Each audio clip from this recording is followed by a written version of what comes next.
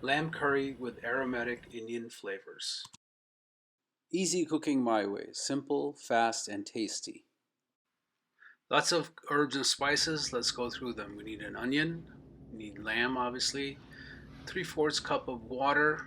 And we're going to get some fenugreek seeds, add it to some other items and separately. Keep the garlic paste and ginger paste ready. Some coriander powder in the same dish with fenugreek. Half a teaspoon of garam masala and some salt. Chop up the onions and the lamb as well. We're going to move to the Instant Pot and prepare our lamb for our curry. So turn it to saute mode, add the 3/4 cup of water, and then we're going to add our lamb pieces in the Instant Pot. Add the garam masala and salt and just start stirring. You want to saute the lamb for about 4 or 5 minutes. Keep stirring till the meat is brown on both sides. We want to add some more flavor to the meat, so let's add our ginger paste and garlic paste and continue stirring for in total of about 5 minutes. Lamb takes a while to cook, and this process just adds some flavors to it before we start our pressure cook. So let's turn off the saute mode, put the lid on, make sure the seal is set properly for pressure cooking, and we're going to pressure cook this lamb for 18 minutes. And take the keep warming button off. While the lamb is getting cooked, let's add some more flavor to this curry. Let's start with 3 tablespoons of heavy cream. In a bowl, add some cumin seeds and some turmeric, as well as garam masala and some chili powder. And stir that really well till all the ingredients have been mixed in thoroughly. We're going to add this to our curry in just a bit. About 20 minutes have passed. Let's go back to our Instant Pot. I did let it do a natural release so we can just open the pot. Now what we want to do is separate the lamb pieces as well as the liquid that's in the pot.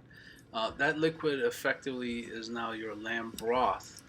Um, Once you have separated the pieces and the broth in a bowl, we're going to start cooking our onions. So turn off the Instant Pot, put it in saute mode, add a couple of tablespoons, even less, of oil in the pot, and let's throw in our onions and start stirring.